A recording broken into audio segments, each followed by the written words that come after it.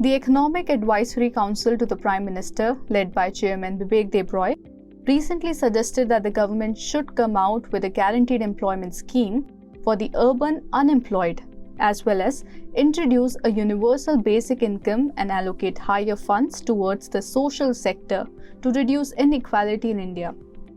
It's said that looking at the difference between the labor force participation rate in rural and urban areas, the urban equivalent of schemes like MGNREGA that are demand-based and offer guaranteed employment should be introduced so that the surplus labor is rehabilitated. The Government of India had passed the Mahatma Gandhi National Rural Employment Guarantee Act in September 2005. The mandate of MGNREGA is to provide at least 100 days of guaranteed employment in a financial year to every rural household whose adult members volunteer to do unskilled manual work at the statutory minimum wage. The Ministry of Rural Development or MRD monitors the implementation of the scheme in association with state governments. This act was introduced with an aim of improving the purchasing power of the people living in rural areas. Primarily, semi or unskilled work has given to people living below the poverty line in rural India.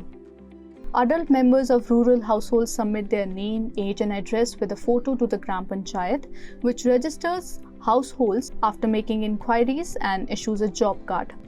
The job card contains the details of the adult member enrolled and his or her photo. The registered person can submit an application for working in writing for at least 14 days of continuous work, either to Panchayat or to Program Officer. The employment will be provided within a radius of 5 km, and if it is beyond 5 km, extra wage will be paid.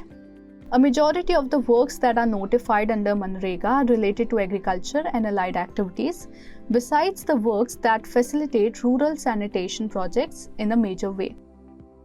MGNREGA is a demand-driven wage employment program, and resource transfer from the center to the states is based on the demand for employment in each state. It provides a legal guarantee for wage employment by providing allowances and compensation both in cases of failure to provide work on demand and delays in payment of wages for work undertaken.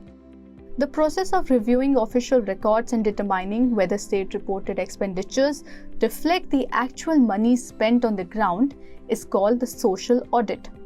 It includes an audit of the quality of works being executed at different levels, along with the details of disbursements made, the number of laborers employed, and materials used. The people in coordination with local administration conduct the social audits, whose objective is to ensure public accountability.